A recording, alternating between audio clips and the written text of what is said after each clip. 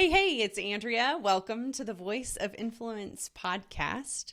Today I have with me a dear good friend that has been around for a long time. We were just discussing beforehand how long it's been, but today I have with me Dr. Marion Byrne. Can I say that? You can indeed. That's fantastic. Congratulations on completing your PhD. Why, thank you. And welcome to the podcast. That's kind of funny. Yep, that's all right. You'll probably already have a few people asking, that's a bit of a strange accent. I wonder where that comes from. Yes, indeed. Well, I certainly wondered when I first met you. We were just talking beforehand that I met Marion. We decided it was almost 20 years ago when we were both at seminary and in Chicago, Illinois, and I was just I was this just kind of fresh out of college, wandering around wide-eyed, and in comes this bubbly, exuberant, fun Australian woman. And my whole like everything got rocked. My whole paradigm of everything got rocked in the next couple of years. So it's so fun to have you here, Marion. Oh, well, thank you for having me, Andrea. It's been fantastic seeing how your podcast, well, certainly how you've grown, I think, let alone from the first time you wrote Frozen and even before writing that, and then how you've grown through this and how this has just taken off. So, you've done a great job. So well done. Thank you. Thank you.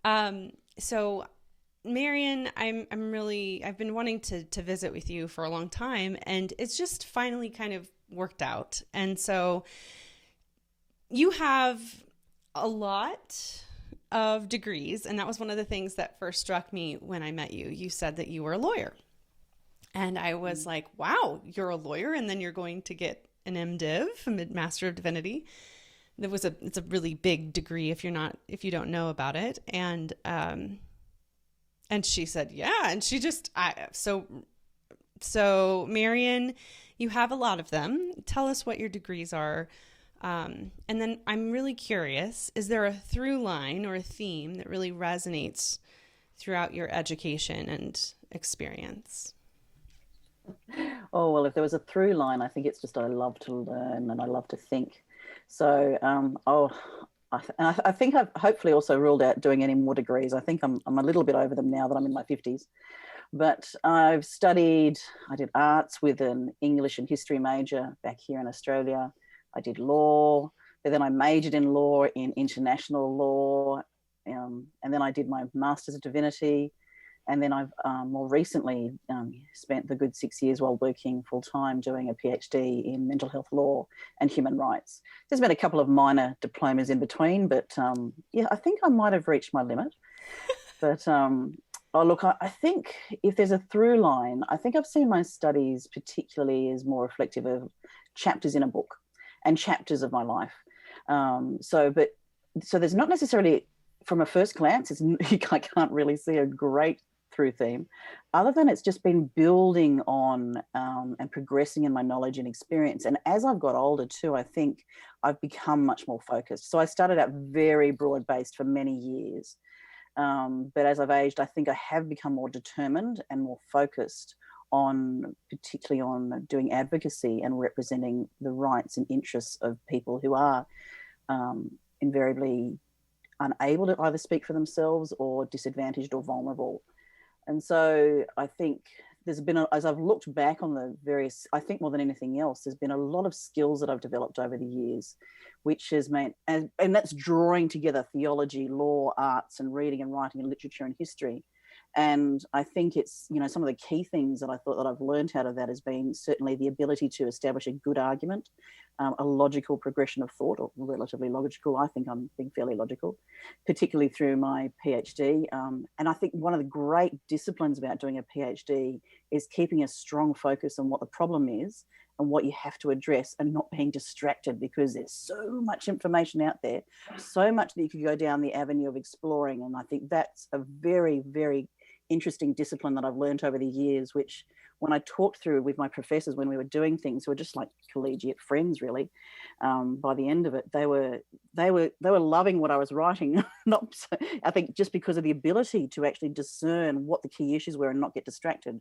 Whereas I had a lot of younger PhD students who would just get lost in trying to put everything in there and then lose that one throughput and thinking. So I think also the ability then to think about the pros and the cons of both sides, because you have to write a good logical argument. You need to address that there's good things that come from all sides of the camps and around the joint, but then actually making sure that you're addressing any things you don't agree with, but from a rational and a logical perspective, speaking and writing with clarity. I think that's been key because of not getting lost in the forest because of the trees.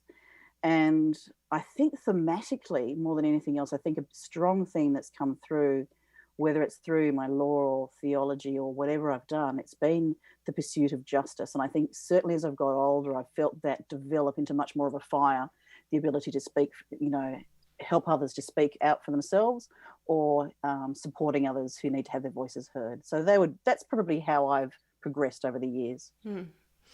Yeah, you always had a bit of a fire, and it did seem like it was related to justice when I knew you as well. Where do you think that, like, what has fanned that flame for you over the years? What has fanned that flame? To be frank, actually, I think it was funny. I think what fanned it very, very early on as I've thought about these things has been when I was 16 years old, I went to overseas for the first time in my life, and I went to Israel amongst many other places. And I went to a place called Yad Vashem, which is the it's a memorial to the Holocaust victims. And it took us a whole day. I think it felt like a day, but I can remember not even being able to finish it because I was so harrowed by what I'd actually seen. And I can still remember piles of shoes, piles of gold teeth, of suitcases, really simple, everything day-to-day items that were left there. And I think Yad Vashem actually really made a huge impact on my life and my thinking over the years. And as I've grown older, I've seen things happen in life, and I've looked at the Rwandan genocide, 1994, and I went, why didn't we respond? Why didn't we react? But I've also had to look at myself and go, there's so much that I haven't seen, so much I haven't done. And rather than condemn myself, I think in many ways, there's just been this growing awareness that there's so much I don't see, so much I have been blind to. And rather than beat myself around it beat myself up, I suppose, with a stick and say, Marion, why didn't you see these things? I think there's just been that gradual fire of saying, well, so what? What are you going to do now? And I think for me, in my small part, there's things that I've not been able to speak into, and you can't do everything. But for my small area, there's things that I can do. And so I think that's given me, and as I progressed and got older and I worked in the mental health sort of sector for a while, for a brief period of time doing policy, I suddenly realized for me there was just such an invisible bunch of people who were locked away under mental health laws that no one saw, no one knew about. And because they have a mental illness, no one really speaks for them, and no one really speaks out for them. And they think, well, they've got a mental illness, and they put them into a box that, oh, well, somebody will sort that out. I suppose there's just been all these things that have culminated over the years of going, well, actually, no, I think I need to be able to speak out and need to be able to help these voices be heard, because otherwise there are still people who are invisible in the world. And will I stand up and be counted? Because I don't want when I look back on my life to think, Marion, there were so many people, some little things, that just small things that were put in front of me that I could have responded to and could have spoken out on, but I didn't. I suppose it's me, it's holding myself accountable, because I have, going back to that whole idea of the Holocaust, I've always wrestled as I've mentally over the years, why is it that some people saw it and didn't do anything? Why is it that others? And I look at someone like Oskar Schindler, who was a drunkard, a womanizer. He wasn't a very good businessman, but he managed to rescue well over 1,000 Jews just because he put himself out there, because he saw he had to do it. And for me, I want to be that person who, even though I may not do it beautifully, I may not do it perfectly, I may stuff up, I may make mistakes, I want to try. And I think that for me is, I want to be counted on the right side of history, not the wrong side. That's a beautiful answer. So as you have continued to pursue justice, and you ended up going into a PhD program. Can you share with us the theme of your thesis or your research? What was it about? Why did you choose that?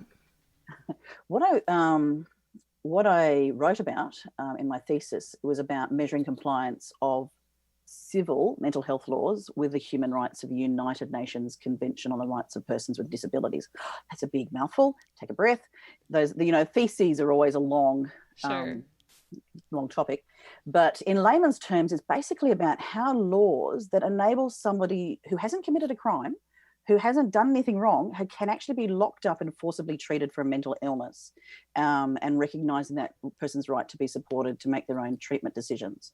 And these sorts of mental health laws are not necessarily something that many people are familiar with.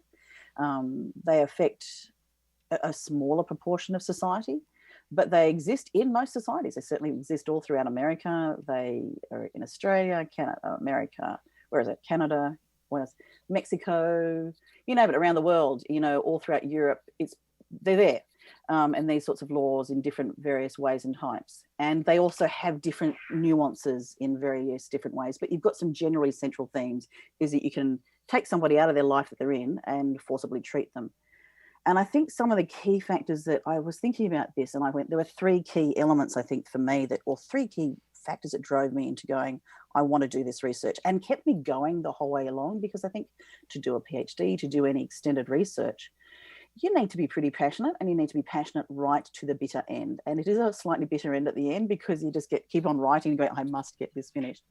But I think it started when about 10 years ago, I was working in the Queensland government here in Australia in the mental health sector. And I worked for a short period of time just helping out on a mental health line. And there were people who were ringing in who were actually locked up under these laws in the mental health services. And again, it was one of those moments of I just went, why have I not seen this before?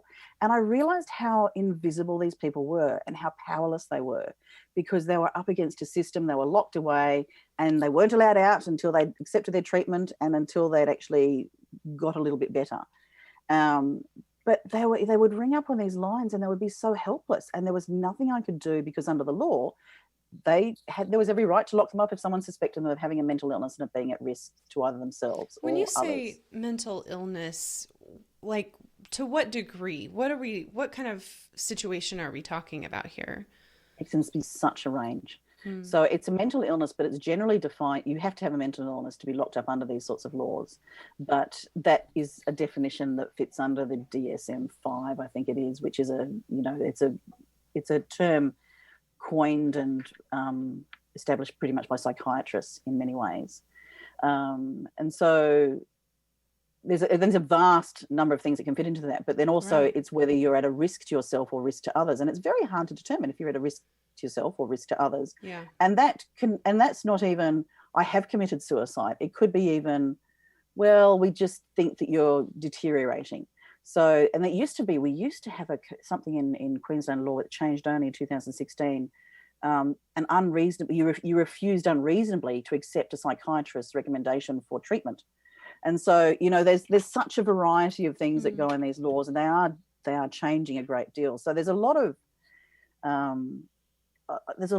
room for really thinking about. And plus, you've got someone who's being dragged in, and this is another factor that caused me. I'll just recount to you a story of someone, and I'd been thinking about doing a PhD and thinking about doing some research, and I had done some small amount of research on the side, and I came across this person in my own community, and they looked very rough. They didn't look like me. I don't look too rough, but they had tattoos all over their face. They were, they came from a less educated side of the track. Beautiful person, loveliest person. I love them. But they just looked rough, and they weren't educated, and they had previously had a prison record because they'd been implicated in a gun-related robbery. They actually hadn't committed the crime, but because they wouldn't rat out their mates or say who was guilty, they'd taken the fall basically. And then they'd also recently been converted as a Christian. And so they were talking about things in a super spiritual way. They weren't very good at articulating, and it came across a little bit odd to somebody who might not be of a spiritual persuasion. And all of these things combined with a vengeful family member who then said, this person is a danger to their family. And they've got a mental illness, and so they should be taken in. And so at this time, and this is prior to the laws which have recently changed in the last few years in Queensland, but they were dragged out of their home in front of their children by the police into a mental health service. The mental health service didn't believe that they said that they had a mental illness, the psychiatrist said they had a mental illness under these laws. They were forcibly trying to treat them. They didn't believe that this person had a business which they were running. And it wasn't until 6 weeks later, when they were allowed by the tribunal which oversees them, which didn't believe them either, that they had a business, they were able to get the paperwork and say, look, I have got this business, I have been running it. They went, oh, okay, so maybe you might be telling the truth. And I realized 6 weeks. Yeah, 6 weeks. That's the standard. You can be locked up indefinitely for such a long period of time. It's not a short couple of days. We're talking 4 to 6 to 8 to a long period of time. Yeah. And people under these laws can also be forcibly treated with shock therapy. I'll call it shock therapy because that's what people mostly understand it. We term it electroconvulsive therapy or something like that here in Australia. And that again, it's that whole forcible treatment that was another factor. And this person. And the part that got me the most was they were so ashamed of what had happened to them. They were so traumatized by the experience and so ashamed, they didn't want to even go in and explore their own records, because I offered to go in and help them to try and get their records and see what had gone on, to actually make a complaint against the system for having done this. But there was too much stigma that went into that person and their life and the trauma they'd gone through. And this, I think I was one of the first people they'd really disclosed to, and I was a bit of a stranger, but because I was obviously interested in this area, and for some reason I think I'd spoken about it when I was preaching, that they'd talked to me about this. And I just, it broke my heart. And I tell you what, their story was one of the elements of what fired me to keep going on, because I went, this should not happen. It shouldn't happen to anyone.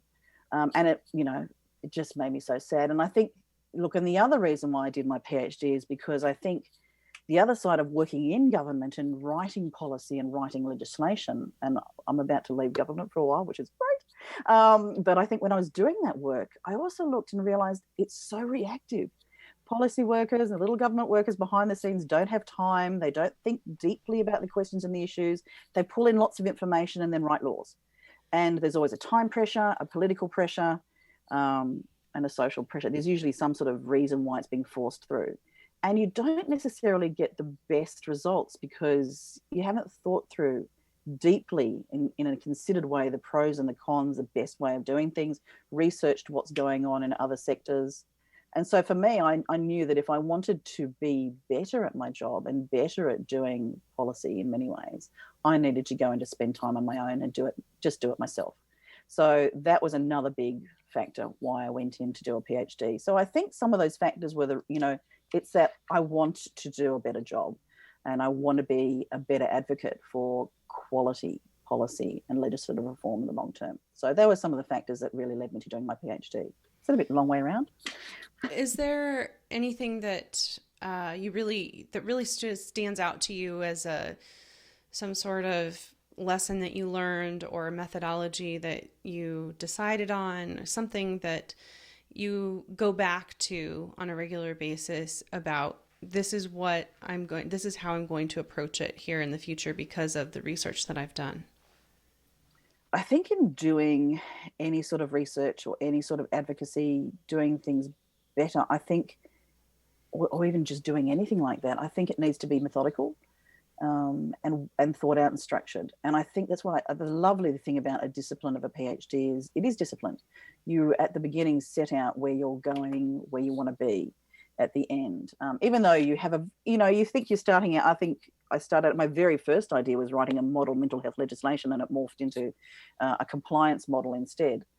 But it's been quite clear and structured. And so if I'm doing anything where I'm sort of advocating for others, I definitely have a method or a methodology. So in my advocacy, certainly in the work that I do, because advocacy is not aimless.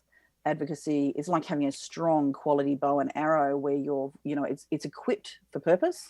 So it's it's a good quality, and you've got a clear target to aim for. So I think one of the great things about doing something like a PhD is you go, oh, what's the research problem? And you really spend a lot of time drilling down into what's the research problem? What are the issues that you're trying to really solve? And I think that is one of the key elements of good advocacy, is being very clear about what the problem is. What is the underlying issue I'm trying to address? What are the root causes of the issue? And second, what's the evidence? So is there evidence both to support the problem? Is there evidence for the solution? And evidence may not be evidence I necessarily like, but you need to address all those factors, because my voice is not the only voice. There's a lot of thinking and research out there, and a lot of other voices to take into consideration. And sometimes somebody may come from a completely opposing point of view. So one of the great things about doing my PhD was I was writing in an area where it's quite controversial. And I think I went to a conference, and they very, very nicely sort of said, I'm part of the Article 12 camp. And I went, oh, that's okay. It's not a bad place to be, Article 12 of the United Nations Convention. Whereas there was another bunch of people who were far more, I suppose they were conservative in their approach, and they had other solutions and I think some very, very valid concerns about how you would actually, for someone who was floridly psychotic, how do you actually help to support them for treatment? And I think that is an issue that we still need to wrestle through. For me, I'd rather not just say, well, we just treat them. I think we need to say, then how do you support someone or help them get them before they're floridly psychotic, to help them and support them to make decisions. So the more that you wrestle with people that come from opposing points of views, the more that you look at evidence, I think you get a better solution in the long term. And then the third thing for me was, it's not just about the problem, it's not just about the evidence. You've got to have a long-term view of what's the outcome that you want. And for me, it's like a good program logic. It's in that sense of, okay, what are my short-term outcomes that I'm looking for? What are my medium-term? But what are the long-term outcomes? And in particular, what are the system changes? Because you might be doing individual, you're thinking of, and what the changes you might want for them. But generally, you want to see a systemic change, because you want to see this change for other people, not just for one person. So that, I think, is key. And then how is it going to happen? I don't think it's great having the ideas, looking at the outcomes, but I think it also needs to have that practical element, as I said just earlier, of what do you do with that floridly psychotic person? How do you implement that in those circumstances? And they're not easy. They're not. And I think there's a lot of questions and a lot of things we need to constantly wrestle with. I don't want to give up on my principle. So how do we really work hard to get those principles to work in the difficult and the tough cases? So for me, it's then not just about saying what the outcomes are, but then how is that implemented in the long term? Because I think for policy, for advocacy, for anything, you might get a short-term win. You think, yes, we have changed the law or whatever else, or we've changed that policy, we've got some outcomes. But the implementation is quite often forgotten about as a key factor of how you actually get good outcomes, because it needs to be then followed through and turned into reality. And that often takes a thinking change, a culture change.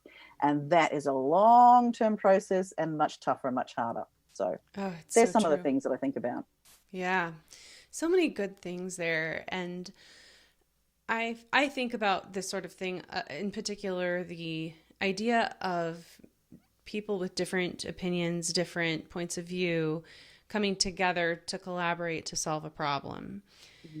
In the work that you've done and the research that you've done, do you have any suggestions for people who want to have a productive conversation with somebody that has a different opinion than themselves?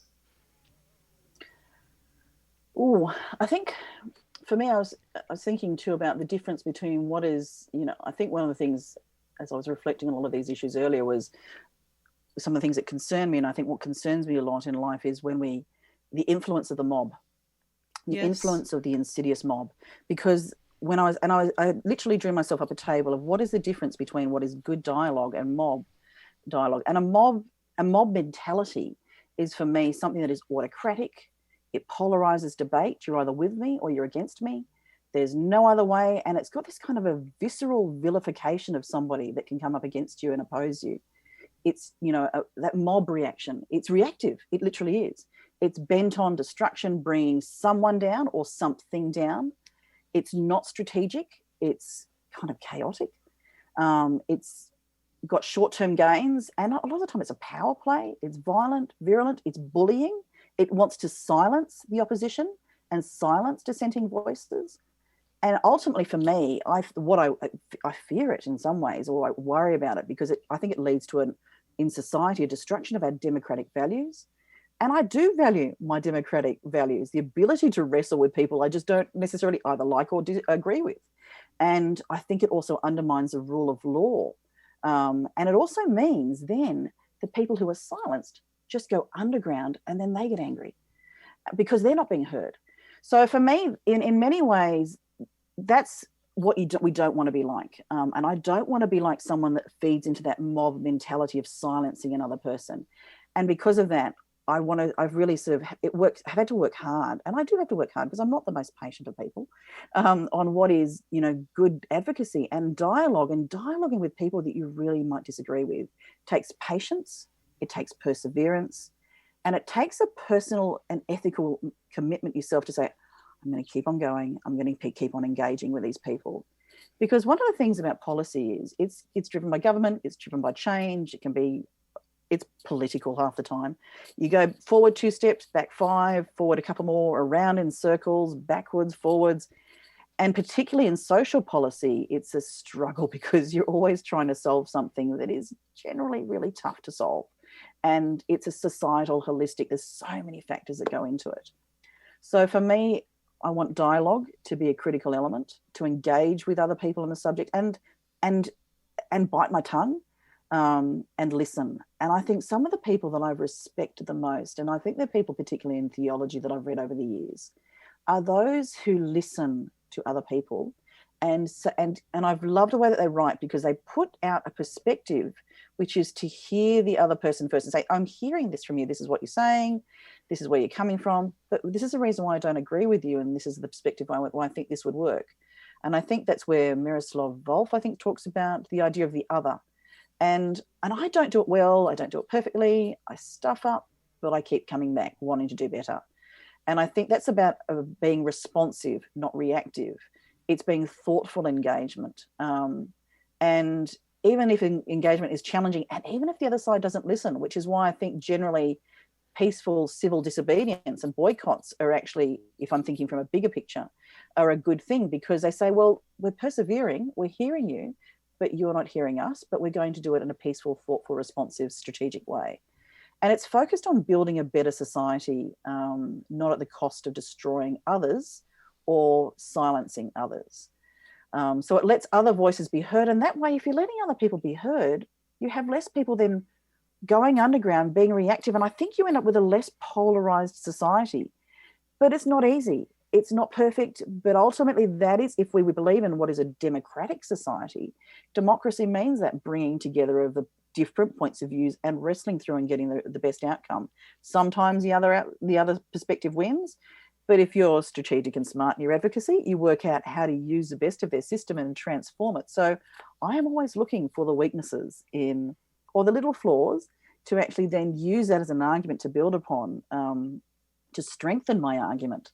And so for me, for example, in policy, I will look for, or in advocacy, systemic advocacy, I will look for an opening and think, that's where the opening is. They may not agree with this position at the moment, but I'm going to hold them accountable to that and hold them to the logical conclusion of what that could mean, which supports my advocacy. So I think there's places certainly for things like civil disobedience. I'm just looking at Myanmar at the moment. Look at Hong Kong. I'm just going to use them as, because they're outside of America, they're outside of Australia. We're not getting too engaged in our own political situations. But I think there's people who are standing up civil disobedience for right reasons and for good reasons. So there's certainly time for that. But I think I do fear the mob and the growing and insidious voice of the mob that silences people, particularly through social media. And it's faceless and it's anonymous quite often. And that, I think, that will be destructive in the long term to our societies and to democracy, because we will just end up with a tyranny of the loudest.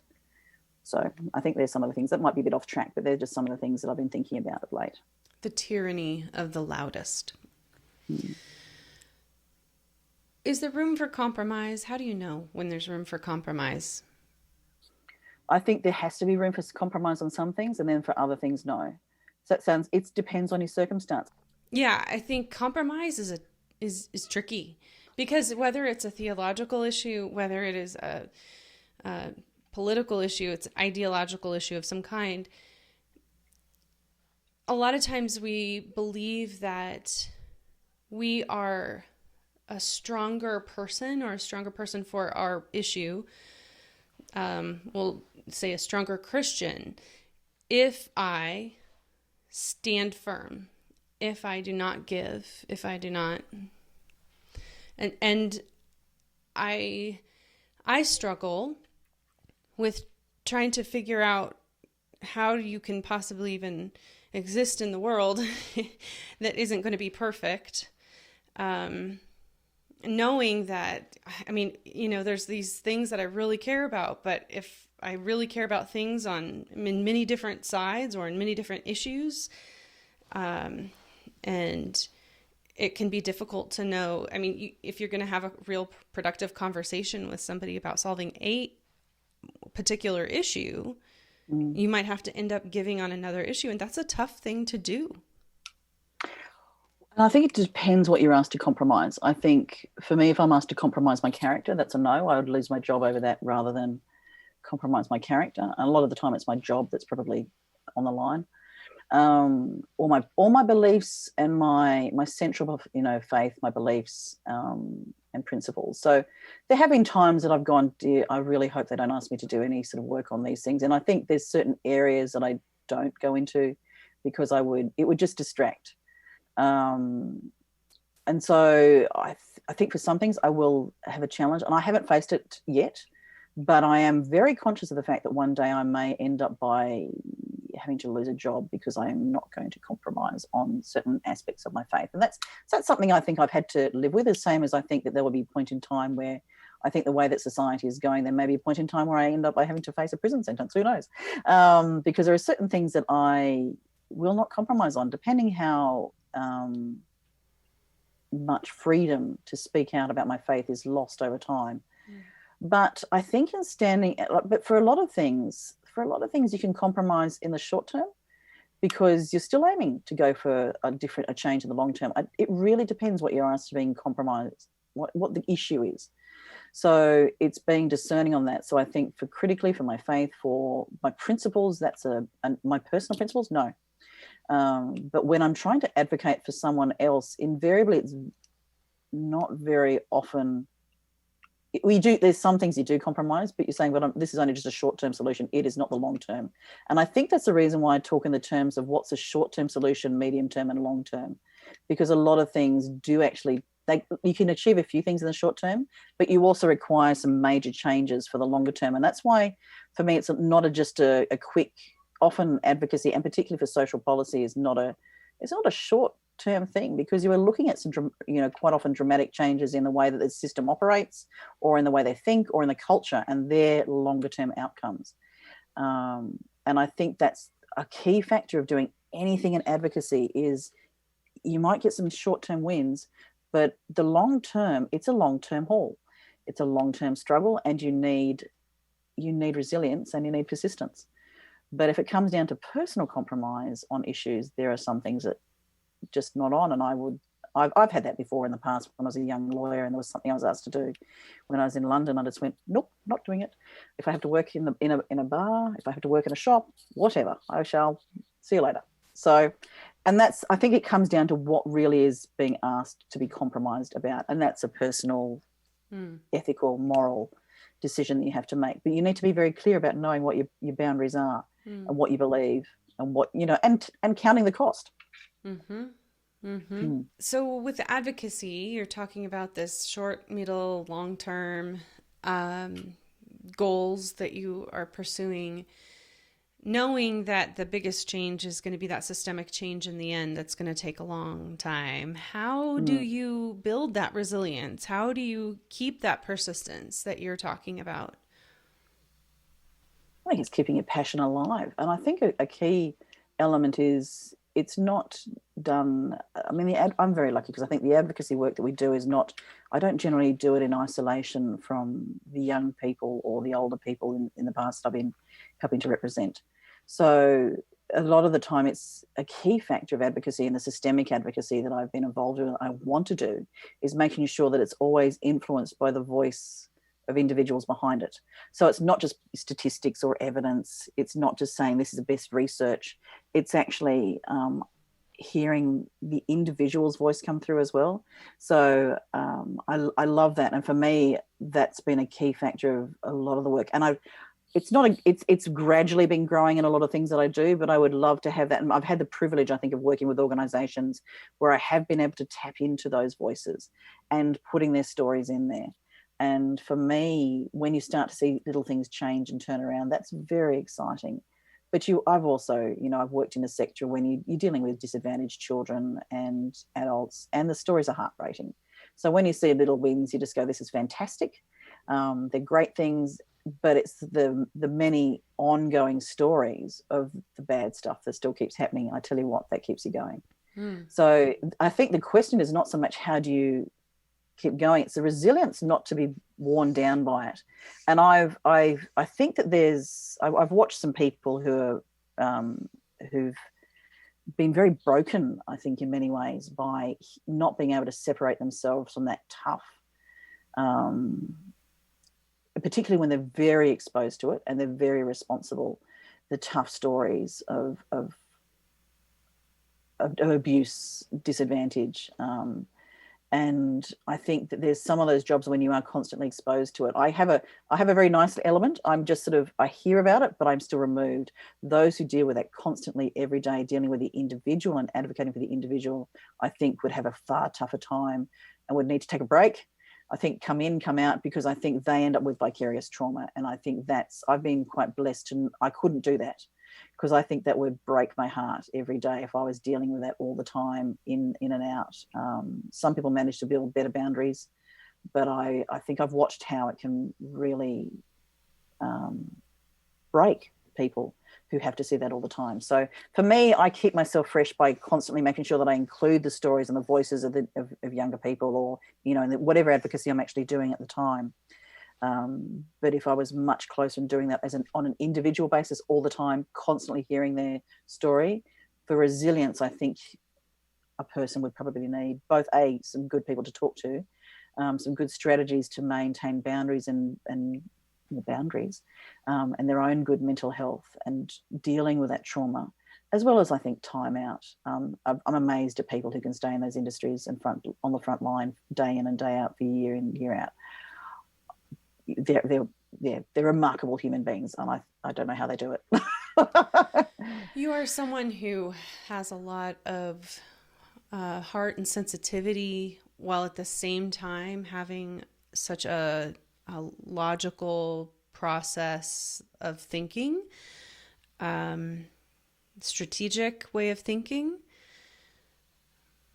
How do you balance those two things when it comes to going through life and dealing with these hard things like advocacy? It's probably funny because I'm actually, emotion catches up with me after the event. I'm actually fairly good in a crisis. So for my family, I was always the one that was sent my mother had multiple sclerosis for many years, and I was the advocate and sent into, I was the one that always dealt with the hospitals and the crisis for some reason. And I think probably because I could be fairly direct, hit to the point, and get the issues out without being utterly distracted by the emotion. But there were times when it really got to me. I think a few times I can remember still sort of being very frustrated with conditions which my mother has been cared for in certain circumstances. But I think for me, it was taking this, I think it was, I always know that that's who I am, that's how I work. The emotions catch up with me after the event. And for me, I have my own mental therapy. I think my dogs are my mental therapy, but it's always making sure that you actually have the time out when you can reflect. And I'm very keen on having time when I can get away and be by myself. And that can be can either be with my dogs or actually hiking. And one of the things I'm certainly looking forward to when our our borders open up again is going hiking again in New Zealand in the mountains. And I don't take anyone else. I just go by myself when I go hiking for a week, Wow. because it's away from the pressures of everybody wanting something from you or having to answer the telephone, having the pressures. I don't have to worry about anybody, and no one can contact me. So I think for me, I'm good in a crisis, and I know that, but I also know that I need my time and space. It's not all the time, but I've developed a sort of more of an introvert sort of nature over the years, where I do have my space and I do have my precious time and I do have my own time. Otherwise, I think I would be a very nasty person to be with. I would not be very friendly. I'd get a little bit agitated and I'm very annoying. So that for me has been a key factor for my own mental health, I think, just to have my own time out and to build it into my life. So I'm waiting for the borders. Do you cry? Do you cry like when it catches up with you later? Do you cry, or are you able to just kind of work it out? Does that, yeah. Do I cry? I find it sad. I listen to music a lot. Mm-hmm. And I think I probably cry vicariously through the music. I listen to, mm-hmm. I do actually spend my time. I will snuggle, I will listen to my dog, and I will just listen to music. And I think somehow there's some saddish sort of music that somehow, I think it just speaks to my soul. And I feel it. You feel it. I feel it. I probably feel it more than actually crying, if that makes any sense. I don't generally break down and cry, but I do let myself feel mournful, I suppose, and sad by some things. I think you have to, because if you don't, you lose touch with some of the tough things that you read about and something do. Otherwise, it can make me angry, and that's when I need to exercise. So for me, when I start finding myself getting stressed and angry, actually, I may not look like I exercise all that much, but I do find that I need to get out there and either walk or exercise. And I live in a beautiful part of the world. I live in a semi-rural kind of area where you can go walk down by the creeks. And frankly, my dogs have been great therapists. I have 3 crazy little Jack Russells, and they are extraordinary, because a dog it's in the moment, and they teach you about being in the moment. And I love that. And so I haven't quite got to the extent of sniffing trees like they do, but it's being in the moment. And getting out in the world. And that's when I know when I'm getting stressed and when things are affecting me. And that for me is when I know I've got to get outside and smell the fresh air and smell the roses and actually, frankly, act like a dog. It sounds a bit bonkers, but it does. It's just a really simple way of just looking at life through a completely different lens. And that seems to work for me. Different things work for different people, but for me, getting outside, fresh air, walking, breathing in life it's a good healer. That's interesting. I do cry, so it builds up in me the same way, where I can stay good in that crisis moment. I get over it, and then it catches up to me, and it just sort of like a dam has to break for a little bit so I can cry for a minute and come back and go on. Advocacy. There have been times that I know that I have learned a lot about my own self, my own tendency to think that I know what should happen for somebody else. I guess I worry about myself ending up stepping over somebody instead of actually giving them the voice that they need, that I end up being a voice for them in a way that may not be representative of them. How can somebody be an advocate that truly lifts up somebody else's voice rather than, kind of using the vulnerable to pursue your own agenda, even that's not what you're trying to do? No, but I think it's actually a very good question. And I think it's a discipline. The reason, and I have done a fair bit of individual advocacy. I've done it for my mother. I do it for my father, who's aged now. I also have been power of attorney which is basically a decision maker for somebody else, for some very challenging people in the community that I'm not related to, barely even know, but they just knew that I would stand up for things. And I have, I've done that. That's been very, very interesting, because sometimes it's really pushed my boundaries. certainly pushed my patience. And look, and I'm by no way am I perfect too. I think that's what it is. You go into it not perfect, but I think I've learned the discipline. I think the great thing has been it's the discipline I've learned in doing systemic advocacy, plus I think the principles that I've learned along the way that have really helped to inform me, because I've gone, well, if I wrote that, I need to live it out.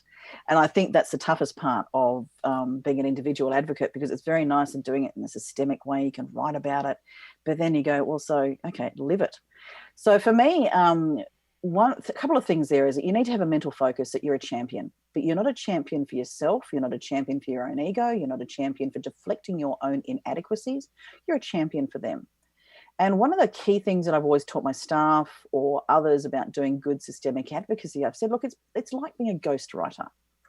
The idea, it's not my voice that I'm letting be heard. It's the idea is, so when I'm talking to my staff about writing, I said it's about me being invisible. It's about letting the voice of the other person that I'm representing, letting that be heard. And quite often that could be my CEO of my company. What's their voice? What's their tone? What are they saying? What is the voice of the people that we're, their clients that we're trying to actually represent? So I think for me, that's been a great discipline, having to learn that over the years. And so it's easier said than done. And one of the greatest challenges is, certainly in our legal system over here and in our work and in our policy work, is there's a much greater focus on letting the voice of a child be heard, which is actually great, because it does actually completely transform the way that we do our child protection system. It completely changes the way that we think about them in policy. So letting a child's voice be heard, even though it may be something that we think, well, no, that's not very good and we don't want to have that. And then if you take that into a circumstance when it's someone with an intellectual disability or someone who may not be the most rational person in the world, but they have their own idea about how they want things to work, that's letting their voice be heard. And I think I've had the privilege of seeing in the work that I've done and going to disability conferences and engaging with a lot of people from a lot of different areas and a lot of different practitioners, is I've heard some fantastic accounts, particularly of nonverbal people who've been able to get better outcomes for their lives because people have actually listened to them, not so much because they haven't been able to speak, but by watching what they've demonstrated. So they've liked things by saying, they're not frustrated and angry and throwing things around because they can't, they don't like something, but they've responded really positively to doing certain activities or doing certain things, living in certain places, having certain people work with them. And I think that's been, for me, that's really strengthened my ability to do advocacy, because on a personal level, because I've had to go, that's a really great way to do it. That's really helpful. And I really believe in that. Now I need to put it into practice. So, I think it's important to recognize that, being a champion doesn't always mean you need to speak always for someone either. It can also mean equipping that person for what they need to have their voice heard, what they need to take action, because helplessness is just as well something that can be learned. Or sometimes, it might mean being the coach behind the scenes. I think supporting that person to put into action what they've actually struggled to do on their own, even if that takes an extraordinary amount of time. And I think that's one of the key things that there's one person I've been working with in the community, and everybody, they're an older person, they've got some challenges, decision-making challenges, and everyone wants to rush in and do everything for them. And I said, no, you've got one thing to do and one thing only, and I'm not going to do it for you. You can do this. And so there was something that took them, and I think I did it at the end of last year, and it took, I think, 6 to 8 weeks finally just to get them to go to this shop. Well, actually, it's a government agency to sort some things out, but they did it. Now, any other time, everybody else has stepped in and done this for this person, and they're in their 70s, and they're finally, for the first time in their life, it's a woman who's come from a country where she grew up not having, I think, she wasn't really taught to be independent. She's always had other people doing things for her, but she's on her own. She's come from probably a background of violence in some ways, certainly I think psychological violence, and probably some domestic violence there, and certainly just being taught, no, you're incompetent, you can't do it. And so for me, I thought, even in someone's 70s, they can still learn that they actually can do these things. And so for me, one of the key principles is I'm coming back to the UN Convention, that Article 12 that I talked about, because one of the key aspects of a decision-making right is not only the ability, you hold a right, you have a possession. So I have the right to make my own decisions. I know that. But a key aspect is not just that right to have that right, but to exercise it. So if we keep saying, yeah, you've got that right, but I'm going to exercise it for you, you're not actually helping them to exercise their right or to own their own rights. So that's been a really big discipline for me to go, even though someone's slow, they might be getting completely sidetracked, like, it's like that movie Up, where the dog that speaks with a collar on, it speaks, and then every now and then it sees a squirrel and goes, squirrel. And for me, it's that sort of whole thing. No, someone may get distracted all the time, may not be able to focus, but if you keep going, you keep supporting them, you keep coaching them, they actually can make their own decisions and they can actually stand up for themselves. And I think that's a far better outcome, rather than me seeing advocacy as something about me just speaking out for someone. I'm always looking to say, okay, that could be the easiest route and the fastest route, but is that the best route for that person? And I think that's been one of the great disciplines of having spent so much time dwelling on this article and writing my PhD, is going, actually, even if that person makes a wrong decision, something I think is wrong, even if it's not a wise decision, even if I think that it's not a very good decision, they're making a decision and they can actually learn. They might make mistakes, but they're going to go through a process that we all grew up with as kids, learning this is how you make decisions. Oh, you make bad decisions. Okay, you have consequences. So how do we go forward with that? And I think that's what we're always afraid of. We're afraid of, we need to wrap people up in cotton wool and always make decisions for them or advocate for them, whereas actually the best thing we can really do is saying, you know what? I'm going to coach you through this. I'm going to help you to make that decision. This is what you have to do. This is where you go. Now off you go. And for some people, you may not get them to the complete end of being very articulate, but you might have helped to nudge them along the line to being more of an advocate for themselves. Yeah. So that's a discipline that I keep, I think, within myself whenever I'm thinking about advocacy. And that's one that I've certainly tried to do, particularly with this, and I'm doing it now with a particular person in our community, where I'm not going to make those decisions for you because you are more than capable of doing it. You just need to actually, this is a process that you need to go through. And those, we get somewhere, and then we've got another 6 to 8 weeks. It might take me 12 weeks. It might take me 3 months. But again, the next stage we will get through. But she will have owned it, and she will have done it, and she will have built her confidence even in her 70s. I think that's an exciting thing, that you can keep on learning and keep on making mistakes even in your 70s and 80s and 90s. Yay. It's so important because it like you mentioned the word owning it. I mean, I think that's something that we've found in any kind of situation where someone is trying to make some sort of change. They're giving feedback, they're trying to change a system within their organization, whatever it might be. When you give other people the opportunity to choose, yes, we lay out the consequences, like this is what would happen if you choose this, and this is what would happen if you choose that, but it's absolutely your decision. People can then own it. They own their own voice, and they can own the consequences. And it's such a important piece of engagement and truly allowing people to be human. Absolutely. And I think, and I've momentarily forgotten the philosopher that this comes from.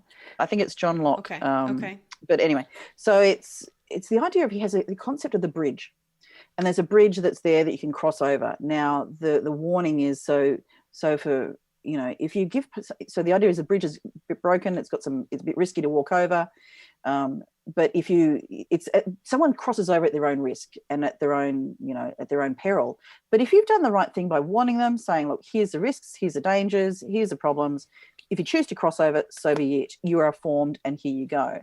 And I think the challenge is for those who are, but he says that doesn't apply to people who have got, say, an intellectual disability, or to children. But I think we do the same thing with children. And I think the more that we equip children, or the more that we equip and help others to say, what supports do you need to be able to make that good decision? Because ultimately, even kids make small, little decisions, and they've got consequences, and they learn that from a very early age. And I think that's something that, how do we help and support people to say, when they need a bit more support than others might, because they may not be able to weigh up and toss up those risks that go with it, how do we help them and support them to say, doesn't mean we walk with them.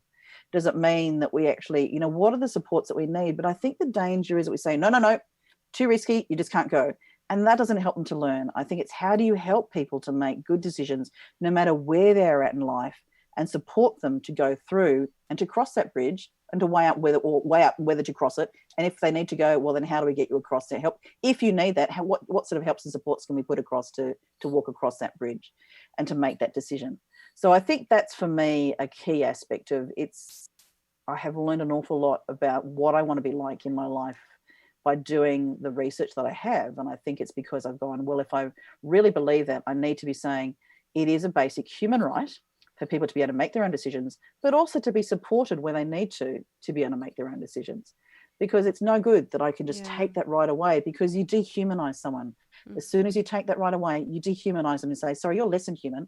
You don't actually have that right. I have that right, but I can take it away. And I don't want that. I want to humanize people. I want to give them every opportunity to be as much of a person and explore as much of what that means for them in whatever state they're in life, whether they're very young, whether they're in the middle of their life, whether they're very old, whether they've got disabilities, whatever that is. I think it's key that we do what we can to help that person to find out what it means to be a human and to make decisions, to exercise their rights, and to speak for themselves. So thank you for being here. This has been lovely. Truly a joy. I think meeting you, having the opportunity to be around you for a solid year and a half, gave me the opportunity to really dive deep into my own thinking and the way that I process things. It was good to be around somebody else that was somewhat similar to that, but further down the road. But I think that in particular, this wrestling with these kinds of issues and hearing your processing as you were going through things, and then me being able to process and get your feedback certainly was hugely influential for me. And I'm really grateful, and it's really fun to reconnect. That's really lovely, Andrea. And it's always lovely catching up with you too. It's been too long. Yeah. So if you could, then in the last question I'd like to ask for you is, for somebody who wants to have a voice of influence, they maybe recognize that it is more influential to let other people have a voice, to help other people own their own agency. What last piece of advice that you have for somebody who would like to have a voice of influence?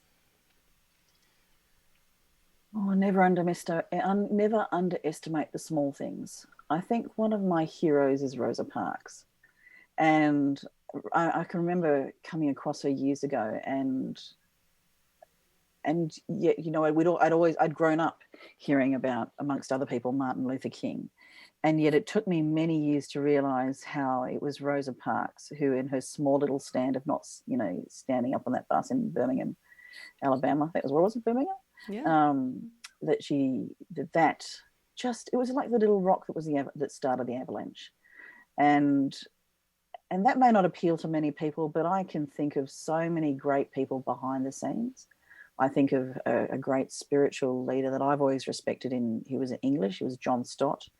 He was a good churchman, a good theologian, good pastor, and very influential on me, because he again taught me. He was one of those, when I referred to the theologian earlier who would actually talk about hearing from another person's side, he really showed me in his writing, I think in particular, the way that he listened to another person's perspective. And that's more than anything else I got out of him, was his ability to say, I'm hearing you, and these are people that were completely opposed to him and completely opposite. But then he said, but this is where, and I hear your pain and where you're coming from, but this is my perspective, and this is what I think is the biblical perspective, or the perspective that I'm coming from. And yet he was only there because of a bloke called Bash, who picked him up as a young man at camps and taught him the Bible and mentored him and trained him. So I think it's in those small things behind the scenes, is that you may not be the big person up the front, but never underestimate that it's the smallest little rock that starts the avalanche. And you may not be the great person that everyone applauds at the end of the show, but you've been that little rock that started it. And I think that's a part in history that, you know, and that's why I love Rosa Parks, because for me, she epitomizes the little rock that started the avalanche. And there are plenty more of those along the way that you can look at in history if you start, you know, delving into key movements, key things changing. There's always someone behind the scenes that is doing that, and so they don't always get the great recognition. At the end of the day, there's always somebody else who stands up. You know, it might look more powerful, might look more influential, might speak more powerfully, might speak more influentially, but it's having that voice, standing up. And for Rosa Parks, it was, nah, nope, I'm not standing up, not today. And I think for me, that's a very, very powerful thing. It's the little rock in the avalanche, and not being afraid to stand up, because sometimes we need avalanches. And again, it harks back to the very start of what I was talking about, is the impact of what made me, I think what started to influence me in the idea of justice and social policy, which is I think the Holocaust and having seen Yad Vashem and those issues have really resounded for me. Because if you ever want to reduce me to tears, you make me watch a movie from World War II, because I can't do it, and it just breaks me up. So actually, that is the one thing that just tears me apart. But I think, you know, that for me is the point that I want to be on that side of history that is in the right place where I start the avalanche, because we need an avalanche to start, or we need an avalanche to stop horrendous things from happening. And if only, you know, there were people in there who did that, but that's what I want to be, in a place of history where if there's something that stands up, or there's an injustice that I see, or something that's going wrong, I just wanted to do my little part to be able to know that I was on the right side of history when it really counted. So that would be my words of encouragement. Thank you. Thank you for being a voice of influence to me and to our listeners. Thank you, Andrew, for having me.